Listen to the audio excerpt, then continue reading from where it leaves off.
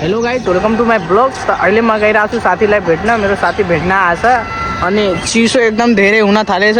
पुस लगाइसक्यो, जाडो पनि लगाइसक्यो। गइरहेको छु भेट्न। मेरो साथी यहीँ छ एउटा। के भएको साथी किन आएछस् भेट्न?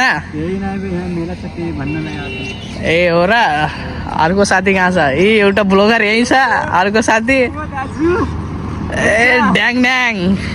ए के गर्न आइरहेछस् बे यता? एउटा युट्युबर यही छ, एउटा भर्खर भर्खर स्टार्टिङ गरिरहेछ। यो पनि छ, यसको पनि धेरै छ। युट्युबमा लिङ्क हालिदिन्छु, हेर्नु होला। मेला लाग्ने ठाउँ यही हो, यही मन्दिर हो। जानकी गाउँपालिका वार्ड नम्बर 3 मा पर्छ।